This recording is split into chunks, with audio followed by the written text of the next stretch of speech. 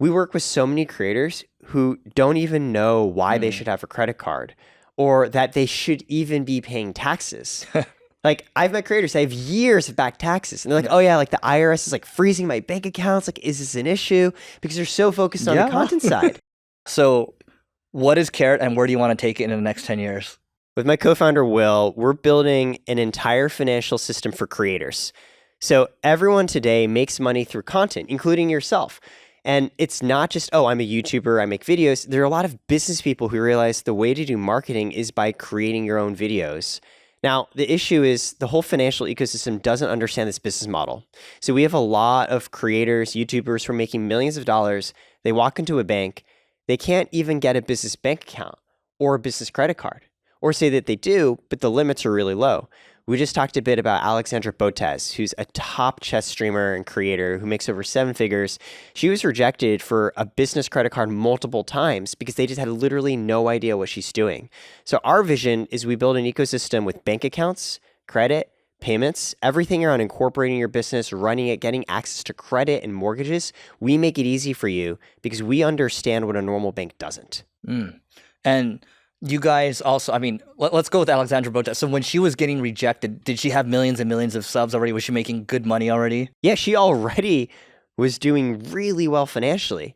Another issue, though, in the credit underwriting system today is you either have built up your FICO, your personal credit history, which doesn't actually care so much about how much money you're making or how much you've saved, or you have years of business history and the banks feel comfortable trusting you.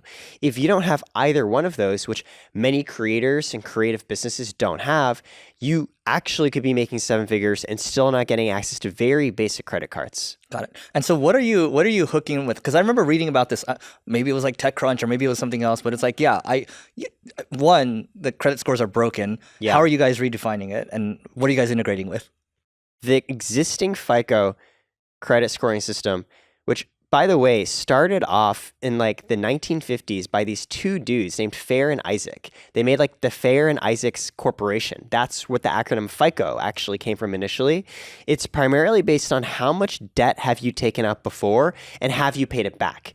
Now, there's so many people who've never taken out debt. They've never taken credit out because they didn't know that they should. They were worried about it. If you're following Dave Ramsey, right? You're like, oh, I don't want to even touch that stuff. Yep. When in reality, having a little bit of leverage can actually really help your business. So a much smarter way to underwrite is by looking at, well, how is your business doing? How much are you making? How much are you spending? How much do you have on hand? And there's been a few different companies in addition to ourselves that are looking more at essentially cash flow based underwriting. And then what we do is we add a layer on top of that where we also look at what's the leading indicator to your cash flow as a social media business. It's your socials. So we do look at, hey, if you're a YouTuber, how many subscribers do you have? What's your engagement? How many videos are you putting out and so forth? Okay, who do you think's doing it really well in the creator space right now? I was actually watching a little Emma Chamberlain piece with Colin and Samir. Yeah, she seems like she's really evolved, right? But yeah, it's because the reason I'm asking this is it seems like most creators fall flat when it comes to making money. They not only did not pay taxes, they also don't really know how to monetize. Yeah, I think there's actually 2-3 interesting points when we dig into it. So I think number one, to what we just said around the evolution, Emma's a great example. Once upon a time, she's putting videos out like, gosh, every week for years. And it was the classic YouTube-y, like all capital letters, like somewhat clickbait. And over the past year or 2, she drastically decreased the amount of videos she was putting out. I think this year so far, she's put out like 3 or 4. And they started just to be really simple subjects and titles. It'd be like soup. Like that would be the whole title. And like, you tune in on her and she's just making soup. Because from the evolution POV, you need to adapt and you want to avoid burnout. Putting out the constant, more clickbaity stuff, it wasn't fulfilling her anymore. And she had built up enough familiarity with the audience. She was able to do a much slower and more informal vibe, and it was totally okay. And this actually leads to another point. You mentioned a bit about a lot of creators aren't able to monetize. And I think the way you monetize has to be really different depending on the type of creator you are. Emma, for example, has said in an interview to the New York Times, she considers herself the opposite of Mr. Beast. Because Mr. Beast, when he's on YouTube, he's thinking about how do I build a business? Whereas Emma described herself as, I'm thinking through YouTube as an artistic canvas. There are creators who are like her, who view it very much as art. Maybe they want to go into Hollywood. Maybe they purely want to express themselves. There are creators who are very much in that Vid Summit mold of, I'm putting out these videos, let's optimize the heck out of these thumbnails and retention because I need to make money. How you make money really varies depending on your mindset. Those Vid Summit creators, they are very AdSense driven because they are so good at optimizing and just putting out content. They make so much money just from getting views. And yes, obviously like brand deals are a clear natural follow on. But then you like go one further degree. It's like, oh, I guess like they could do merch. They could do their own courses. Like they should just focus on AdSense. You're so good at like putting this out. Like why try and stray? Just be really good at it.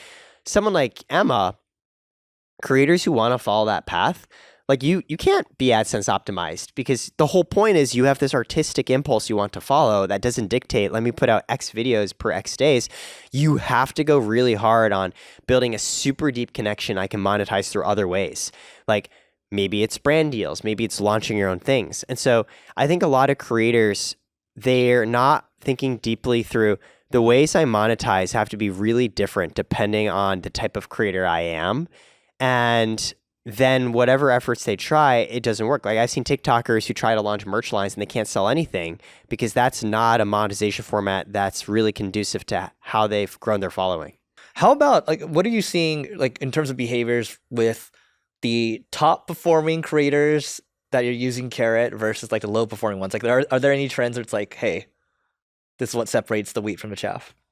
Yeah, I think of it very much as there's I'd say two different lenses through which to look at it. The first lens is say you're already a successful creator, which like the average creator on Karat makes hundreds of thousands of dollars. We started with the upper segment. So say you've already reached a modicum of success. What really helps differentiate you there? And then there's another lens, which is say you're trying to get there, right? Because I think the answers are a little bit different for each of them. I think in the first, it actually becomes a mental game more than anything. Similar to, I think, being a founder, where it's about how do you avoid burnout? Because as a creator on that level, like you're already making money, right? And so it's very much about how do I ensure I keep making money when I know the algorithm could change any day? How do I start to make decisions where, you know what, like even though my following is not going to grow, I have to try out this new format of content. Or, you know, I'm going to make less money this year because I'm going to go and get a COO. I'm going to bring on somebody to help me manage and edit. The creators who already are making good money, the ones who really start to stand out are the ones who are willing to take on additional risk and have the mental fortitude to make scary decisions that might hurt them in the short term, because long term it's going to prevent them from burnout and help them take it to the next level. I think that answer is different though for the creators who are a little bit earlier stage, who are just trying to get there in the first place. With them, I see a lot of very early stage creators will be like, oh, you know, like I put out this content, like I'm shadow banned, like the algorithm doesn't like me. It's like, no, like the algorithm's not perfect, but it's not trying to shadow ban you. You just haven't yet found your content market fit. And you need to focus on that more than anything before you worry about bringing on more people and trying different formats of monetization and everything else.